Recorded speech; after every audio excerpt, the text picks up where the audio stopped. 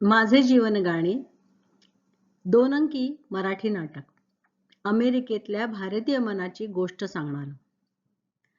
तर मंडळी, आपण आतापर्यंत ह्या नाटकाचा पहिला अंक पूर्ण आणि दुसऱ्या अंकाचे 2 प्रवेश असं वाचन केलंय. तुम्ही जर ऐकलं नसेल तर कृपया पहिल्यापासून जरूर ऐका. आता वळूया अंक दुसरा प्रवेश तिसऱ्याकडे. आपल्या नाटकाचे नायक रमा माधव. त्यांना श्रीकांत आणि उषाची खूप दिवसांनी भेट झाली तेव्हा काहीतरी मावशींच्यात बदल झालाय एवढं जाणवलं, पण काय ते कळलं नाही. रमाला तर वाटलं की बहुतेक मावशी आपल्यावर रागवले. जेव्हा ते दोघं घरी भेटायला येतात आणि उषा श्रीकांतला भेटल्यानंतर श्रीकांतकडून माधव सगळं ऐकतो आणि त्यांच्या लक्षात येतं की मावशी रागावल्या नसून अल्झायमर सारख्या आजाराने पछाडल्या गेल्यात. त्यांची अवस्था दिवसेंदिवस बिकट होत चालली आहे आणि त्यांची काळजी घेणं यासाठी काकांना आता खूप जणांची मदत लागते. त्यांचे शेजारी कांती आणि जयेश हे तर पहिल्यापासून मदत करतच होते, पण रमा आणि माधवच्याही आता लक्षात आल्याने जमेल तितकी मदत तेही करण्याचा प्रयत्न करतायत. चला तर वळूया माझे जीवन गाणे अंक दुसरा प्रवेश तिसरा. स्थळ श्रीकांत आणि उषाचं घर. घरात बराच प्रसारा. डायनिंग टेबलावरती अनेक जेवणाचे डबे. दार उघडून त्यांची शेजारीण कांती आत येते. उषा, भाईसाब, तुम्ही छो अशी ती हाक मारते, पण कोणीच नाही हे तिच्या लक्षात येतं. हातातला जेवणाचा डबा ती टेबलावर ठेवते. लिव्हिंग रूम मध्ये पडलेला पसारा आवरण्यासाठी भांडी, बोल, चमचा ते सगळं उचलून स्वयंपाकघरात जाते. इतक्यात पुन्हा दार उघडून माधव आत येतो. तो फोन वरती बोलणार त्याच सुमारास स्वयंपाकघरातून येणाऱ्या कांतीकडे त्याचं लक्ष जातं. कांती आपली ओळख करून देते. हूँ कांती, उषा नी नेबर. हाँ हाँ मुझे पता है. आप माधव छो? हो. उषा आणि भाईसाब ने डॉक्टर कडे नाही, रमा मेरी बीबी ती घेऊन गेली. आजे जयेशने पण डॉक्टरनी अपॉइंटमेंट होती, त्यामुळे तुम्हाला त्रास उगाचच. आहो त्रास कसला?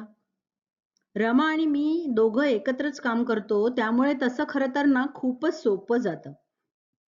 ना पण भाईसाब ना डॉक्टरचा ते लई इम्पॉर्टंट बोलायचे होते. माधव स्वतःशीच म्हणतो, हो मलाही काकांना काहीतरी सांगायचंच आहे.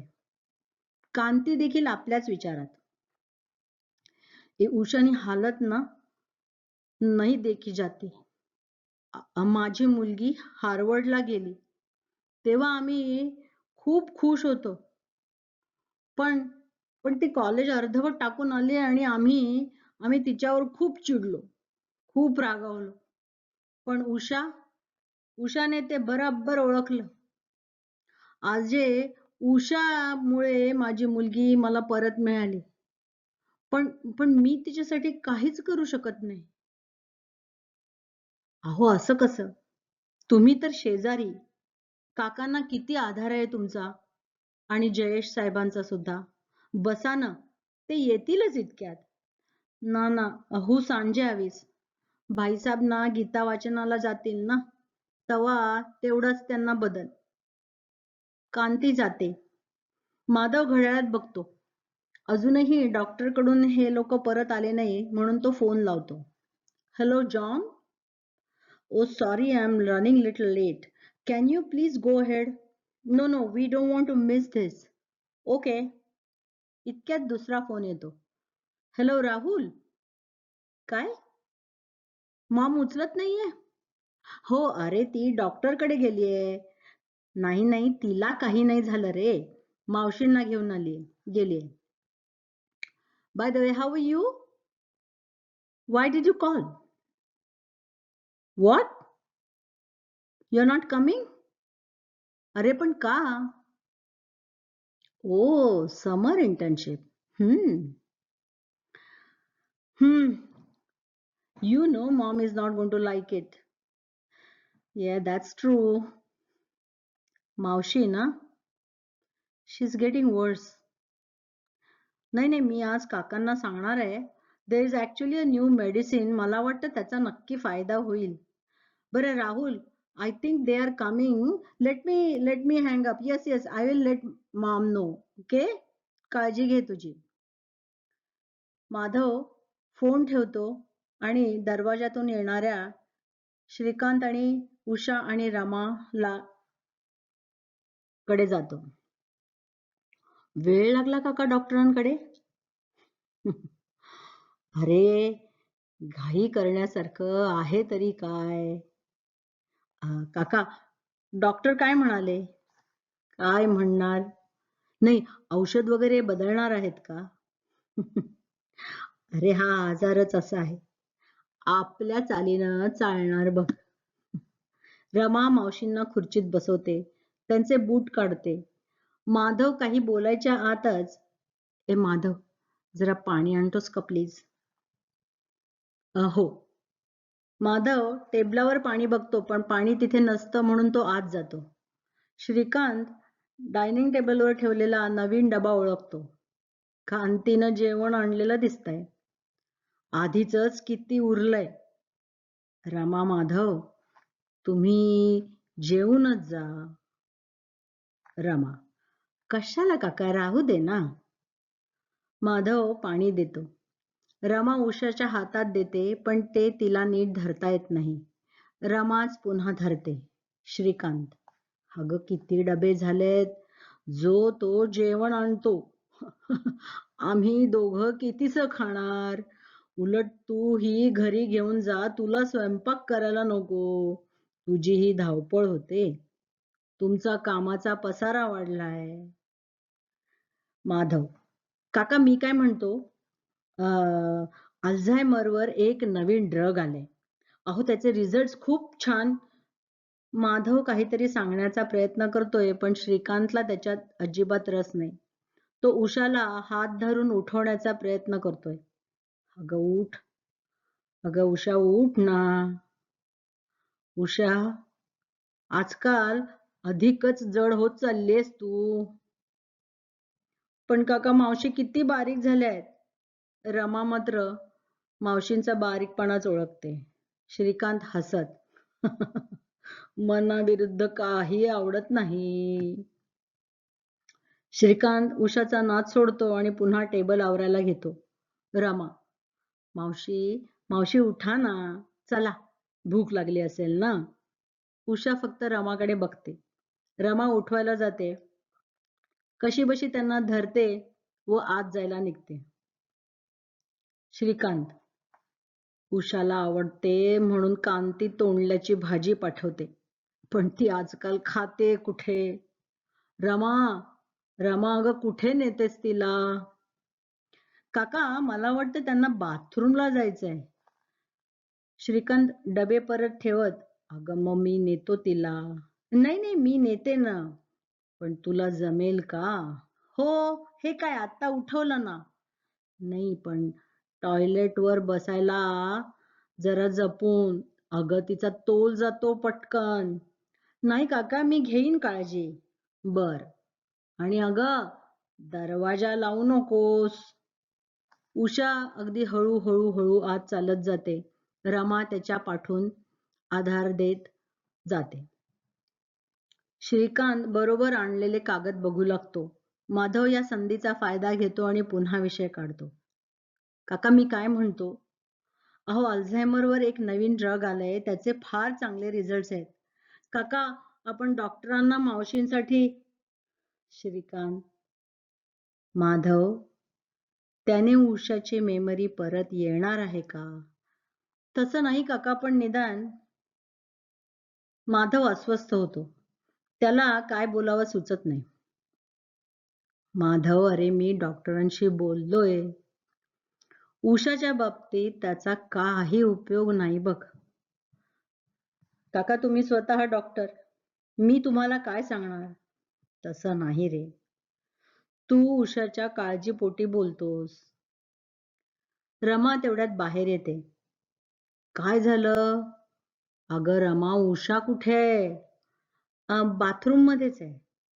अजून? नाही म्हणजे टॉयलेटवर बसवायला मला थोडा वेळ लागला. मी नेतो म्हंटल तुला. नाही जमलं ना काका.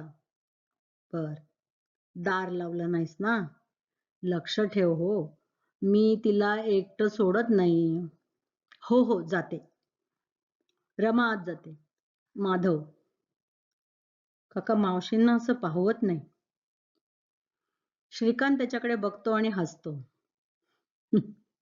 पण मी रोज पाहतो आणि रोज रोज तिला नव्यानं माझी ओळख करून देतो. काका, अरे तिला कॉलेज आठवत होतं ना, तोपर्यंत काहीतरी बोलणं सुचत होतं. आजकाल आजकाल फक्त बघते. कळतच नाही रे कुठपर्यंत पोहोचलीये. काका मला कळतंय तुम्हाला किती त्रास. नाही हे हे असं होणार हे माहीतच असतं रे. पण प्रत्यक्ष करायची वेळ आली की जाणवतं.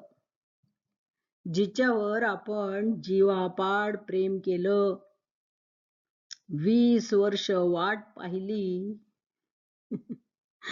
तीच आपल्याला विसरली. माधवच्या हातात पेपर्स देत. माधव, अरे मला वाटत नाही का ती बरी व्हावी. पण अल्झायमर्स मध्ये बरं होणं न होणं हा प्रश्न येतच नाही रे. परिस्थितीशी सामना करणं एवढंच आपल्या हातात आहे. माधव पेपर्स बघतो आणि त्याच्या लक्षात येतं की काकांनी ह्याचा खूप अभ्यास केलाय. कर्मण्येवाधिकारस्ते मा फलेषु कदाचन मा कर्मफल हेतुर्भू मा ते संगोत्स्व कर्मणी. माधव, अरे अपेक्षा मनात ठेवून केलेलं कर्म हे अकर्मच झाले. पण म्हणून कर्म न करता तसाच बसू नकोस. आजकाल तिला उचलवतही नाही रे. बोलणं तर कधीच बंद केलंय. सगळंच अवघड होत चाललंय बघ. रमा पुन्हा बाहेर येते. आता मात्र ती अस्वस्थ झालीये. श्रीकांतचं तिच्याकडे लक्ष जातं. काय झालं? रमा, अगं उषा कुठे आहे? अजून त्या बाथरूम मध्येच आहे. अगं तिला एकटीला सोडू नको सांगितलं ना. काका, मी बाहेरच उभी होते. मला वाटलं थोडीशी प्रायव्हसी द्यावी. अगं तिला काय कळतंय? पण काका, पण आता दार उघडत नाहीयेत. मला वाटतं आतून लॉक झालंय. काय? अरे बाप रे, अनर्थच झाला ग. अरे माधव, जरा स्क्रूड्रायव्हर आण रे, मी बघतो काय झालं ते. रामा आणि श्रीकांत आत जातात. माधव स्क्रूड्रायव्हर शोधतो पण सापडत नाही. गराजमध्ये असेल असं म्हणत तो गराजमध्ये जातो. रामा बाहेर येते. अरे माधव, सापडला का? माधव धावत येतो. दार उघडलं? छे रे, आता तर पाण्याचा आवाजही येतोय. चल चल पटकन. माधव आणि रमा आत जातात. भरपूर तिथे गोंधळ चालतो. बाहेरून शॉवरचा आवाज येत असतो. माधव आणि रमा जोरजोरात हाक मारतात. मावशी, मावशी दार उघडा, मावशी दार उघडता का? माधव एकीकडे दरवाजा उघडण्याचा प्रयत्न करतो. हा उघडलं उघडलं उघडलं. उषाला बाहेर काढतात. थंडीने गारठलेली उषा बाहेर येते. रोब गुंडाळलेला. श्रीकांतच्या हातात टॉवेल. रमा आणि माधव तिला तसंच बाहेर घेऊन येतात. रमा, मावशी थंडी वाजते ना? सो सॉरी हो, मी तुम्हाला एकटं सोडलं. उषाला काहीच कळत नाही. ती अजूनही थरथरतीये. श्रीकांत येतो पण थकलेला. मावशी. रमा, मावशी माझ्यामुळे.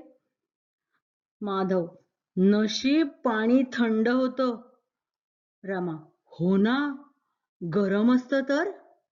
मावशी काय झालं असतं हो? रमा मावशीकडे प्रेमाने बघत अंग पुसते. माझ्यामुळे तुम्हाला. माधव: आता बोलून काय उपयोग आहे? केवढा मोठा अनर्थ टळला रे. रमा: काय हा वेंधळेपणा? रमाला आधीच खूप वाईट वाटतंय. त्यातून माधवचं बोलणं तिच्या मनाला लागतं. अरे मी अरे मी श्रीकांत उषाचं डोकं टॉवेलने पुसत. अरे तिला काय कल्पना? ती रोज बघते का? नाही कळत पटकन. माधव: काका तुम्ही तिची कसली बाजू घेत आहे? ती आहेच वेंधळी. अरे मी तिथेच उभी होते. पण रमा हा पणच अडतो सगळीकडे. माधव, माधव तू होतास का तिथे? मावशींना टॉयलेटवर बसवायला किती अवघड होतं. आला का नाहीस तेव्हा मला मदत करायला? चूक झाली ती कबूल कर ना. रमा आणि माधवचं जोरजोरात ओरडणं बघून उषाला त्याचा त्रास व्हायला लागतो. ती गोंधळलेली बघून तिला त्रास होतो हे बघून श्रीकांत तिला हळूहळू आत नेतो. आपल्या हातून काहीतरी चूक झाली हे माधवच्या लक्षात येतं आणि तो, रमा अगं काका आत गेले, जा जा जा पटकन. रमा डोळे पुसून आत धावते. माधव फक्त येरझारा घालतो. थोड्या वेळाने श्रीकांत बाहेर येतो. सॉरी काका माझा तोल गेला. रमाला शब्द जपून वापर असं तूच सांगतोस ना. अरे त्या पोरीची धडपड कधी दिसणार रे तुला? माधव अरे आपल्या माणसाची काळजी घ्यायची का आपण असं अदवा तदवा बोलायचं? चुकलो काका, पुन्हा नाही असं होणार. तुमचा संसार तुम्हीच चालवायचा रे.